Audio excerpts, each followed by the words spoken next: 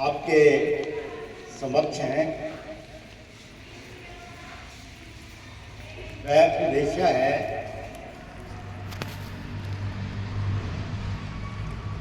हर घर गीता हर नर गीता, अर्थात श्रीमद् भगवत गीता जो कि एक सार्वभौमिक ग्रंथ है, किसी जाति वर्ण धर्म विशेष के लिए नहीं, अपितु संपूर्ण मानव जाति के लिए।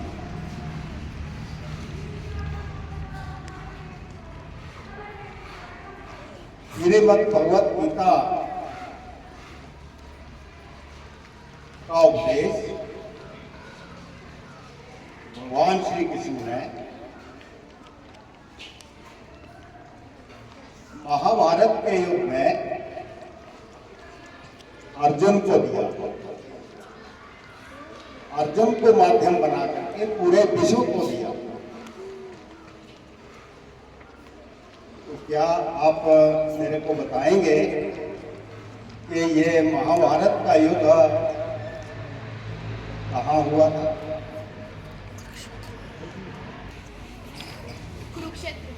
कुरुक्षेत्र में।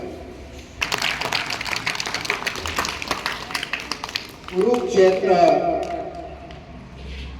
हमारे राज्य के साथ लगते ही राज्य में है। उस राज्य का क्या नाम है?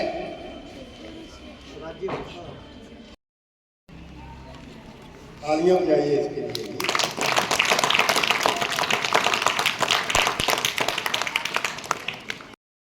पढ़ना चाहिए। अगर संभव हो सके तो श्रीमद् भगवत गीता का संपूर्ण पाठ और रामचरितमानस, यदि आप में से कोई बच्चा कर सके तो स्टूडेंट, तो बहुत अच्छा होगा। और हम स्वयं भी पवित्र हो और हमारा मन भी पवित्र हो, और हमारा मन कहाँ हो? भगवान श्री कृष्ण के श्री चरणों में। उनकी मूर्त को अपने मन में बिठा करके इन 5 श्लोकों का आप उच्चारण करेंगे। एक बार मैं करवाऊंगा, फिर आप करेंगे। आप में से कोई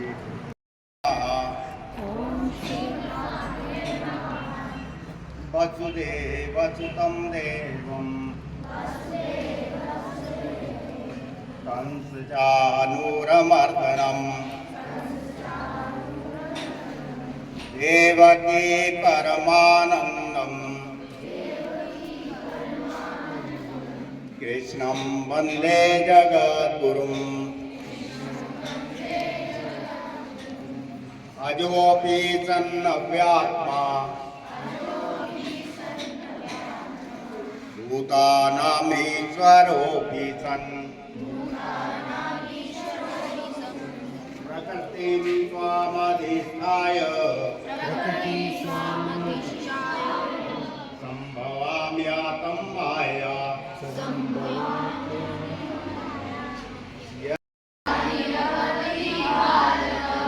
अभ्युत्थानम् अधर्मस्य तदात्मानं सृजाम्यहम् परित्राणाय साधूनां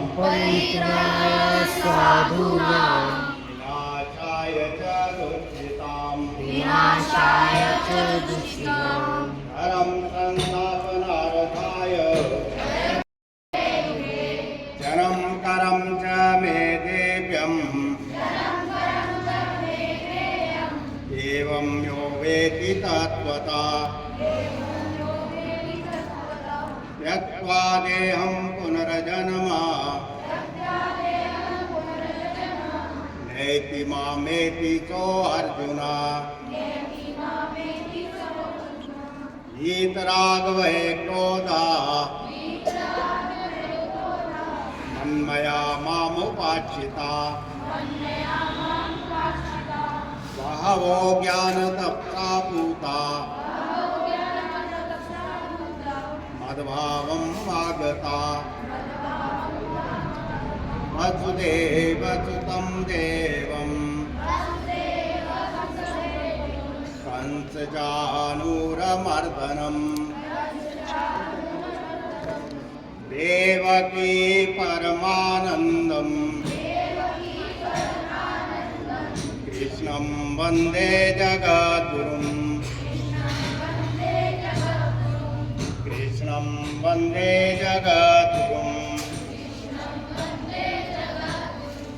हरि ओम तत्सत्। हरि ओम तत्सत्। हरि ओम तत्सत्। ग्लानिर्भवति भारत अभ्युत्थानं धर्मस्य तदात्मानं सृजाम्यहम् परित्राणाय साधूनां विनाशाय च दुष्कृतां धर्म संस्थापनार्थाय सम्भवामि युगे युगे जन्म कर्म च मैं भरतवंशी अर्जुन, जब जब धर्म की हानि और अधर्म की वृद्धि होती है तब तब ही मैं अपने आप को साकार रूप में प्रकट करता हूँ। परित्राणाय साधूनां विनाशाय च दुष्कृतां धर्म संस्थापनार्थाय सम्भवामि युगे युगे। साधुओं की रक्षा करने के लिए, पाप कर्म करने वालों का विनाश करने के लिए और धर्म की भली भांति स्थापना करने के लिए मैं युग युग में प्रकट हुआ करता हूँ। जन्म जन्म च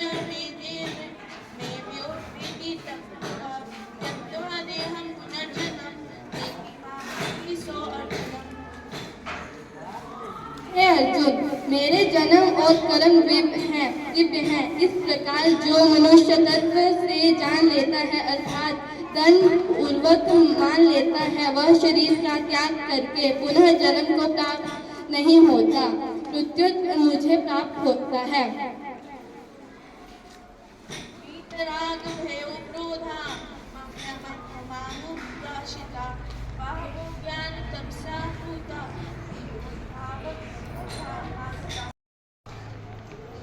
और 25% कहाँ से आती है? और फिर शिक्षा ब्रह्मचारी भी अपने सहपाठियों के साथ जिनके साथ हम हर रोज उठते हैं, बैठते हैं, जिनकी संगति करते हैं, वहाँ से 25% शिक्षा हम ग्रहण और करते हैं। इस तरह से हमारी शिक्षा जो है वो का पूरा 100% भाग पूर्ण होता है। तो इसलिए एक छात्र का सबसे बड़ा कर्म मन लगा करके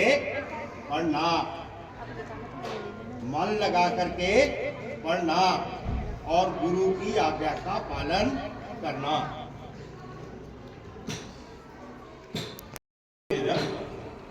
उसने सबसे सीखी, महाभारत का शांति पर्व पढ़ा और गीता का जब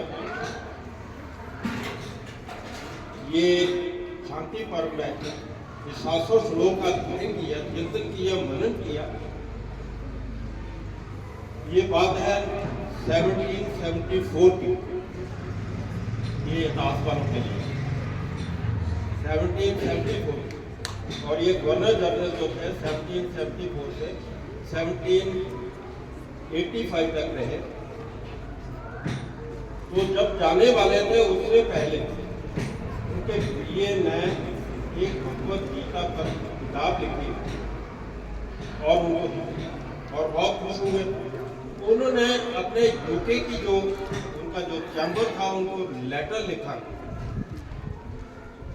कि इसकी गवर्नमेंट के खर्चे पर इसकी प्रिंटिंग करवाई जाए। जब वो प्रिंटिंग की गई उसका प्रचार प्रसार किया गया और वेस्ट में यूरोप में तो ऐसा वैसा संदेश गया कि जब मैं यूरोप में गया, रशिया में गया, तो मैंने उसका प्रभाव देखा कि लोगों में बड़ी श्रद्धा हुई। और उसकी जो पहली कॉपी है, आज भी अगर आप कलकत्ता में जाते हैं, चिड़ियाघर है, उसके साथ में एक लाइब्रेरी है, लाइब्रेरी में वो किताब जो है वो उनके रिमार्क के साथ वहाँ पर पड़ी हुई है। ऐसे ही इन्होंने गवर्नर जनरल ने जब ये प्रिंट करवाई तो जहाँ जहाँ पर ब्रिटिश के अंडर जितने भी कंट्रीज थे सभी के यहाँ पर भेज दिए। और ऐसे हुआ कि 1778 में सीजल ग्रुप ऑफ आइलैंड, लगभग 200 आइलैंड का एक ग्रुप है, वहाँ पर ब्रिटिश सरकार का यूनियन जैक जो था उतर रहा था, जैसे हमारा 1947 में हुआ। तो उन्होंने उद्घोष किया, अपना झंडा लहराया। सीजल की गवर्नमेंट ने ये झंडा लहराया कि जब तक भगवत गीता का यहाँ पर पाठ मनन चिंतन होगा, हमारे देश को कोई पराजित नहीं कर सकता। ये मैंने खुद देखा। हमारा भी जो यूनियन जैक था 15 अगस्त 1947 को रात को 12 बजे उतार दिया गया था और तिरंगा झंडा जो था चढ़ाया गया था। ये सभी होता है। पूरे भारतवर्ष में शिक्षकों को अवार्ड दिए जाते हैं कि नहीं? सही बात है। ये राज्य स्तर पर और राष्ट्रीय स्तर पर। वो वाइस चांसलर थे बनारस हिंदू यूनिवर्सिटी के 1949। उनकी सिलेक्शन हुई एम्बेसडर के लिए यूएसएसआर उस टाइम पर 9 स्टेट की एक यूनियन थी। तो वो जाने लगे जब, तो भारत सरकार से नेहरू जी से, इसे पंडित जवाहरलाल नेहरू जी से उन्होंने पर्सनली एक बात कही, मैं तब वहां पर जाऊंगा जब आप मेरे को परमिशन देंगे कि रशिया में जाके वहां पर गीता का मैं प्रचार प्रसार कर सकूं। और उन्होंने परमिशन दी। 1952 तक 3 साल रहे, 3 साल गीता का प्रचार प्रसार किया। आजकल एक युद्ध चल रहा है रशिया और यूक्रेन का। गीता का प्रभाव मैंने देखा। मेरे कुछ जो यूक्रेन थे वो हमारे से मदद मांगने लगे। मैंने कहा कि आप अपने प्रेसिडेंट को भगवत गीता का वहाँ पर प्रेजेंटेशन कीजिए, उनको बोलिए कि इसका पाठ करें और अपनी कौंसिल को भी आप बताइए। उसका प्रभाव ये हुआ कि 15 दिन कोई युद्ध नहीं हुआ। ऐसे ही अनेक संत समाज सुधारक, नरसिंह मंडेला जी भारत रत्न, ये साउथ अफ्रीका के प्रेसिडेंट रहे, गीता के बड़े साधक थे, जेल में रहे, 27 साल जेल में रहे। जब निकले तो भगवत गीता उनके हाथ में थी।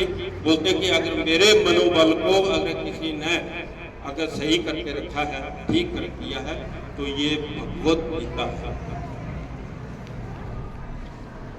ऐसे ही हमारे doctor Rajendra Prasad ji, first president of India, वो भी इसमें बड़े संलग्न थे। नेहरू जी से उनसे मतभेद होते थे। जब सोमनाथ मंदिर का जीर्णोद्धार होने लगा तो कहते नहीं, इसमें नहीं जाना आप, जो मुगलों द्वारा डिस्ट्रॉय किए गए, वो गए वहां पर। उसका प्रभाव ये पड़ा कि आज का जो भारत है, जो हम देख रहे हैं, वो एक नई दिशा ले रहा है। और संस्कारों का जो हम यहाँ पर आचरण देख रहे हैं, संस्कारों का उदय काल हम देख रहे हैं पूरे भारतवर्ष में, वो उन्हीं लोगों की देन है। तो मेरा अनुरोध है सभी अध्यापकों से, आप भी प्रयास करिए। एक बार हमने टीचर्स के साथ ही बात की थी कि आप कम से कम जब क्लास शुरू करते हैं तो 1 श्लोक या 2 श्लोक जो आपको प्रेरणा देता है, मैं कोई कोट नहीं करूँगा, जो आपको प्रेरणादायी लगते हैं, या 5 श्लोक ये पढ़िए, बच्चों से बताइए। और ऐसे कीजिए कि जब तक आपकी क्लास खत्म होती है 1 साल में, पूरे बच्चों को ये 5 श्लोक याद होने चाहिए। तो आप मेरे से प्रॉमिस करते हैं कि ऐसा होगा? सभी खड़े हो जाइए बच्चे और अध्यापक वर्ग भी आइए संकल्प लेते हैं।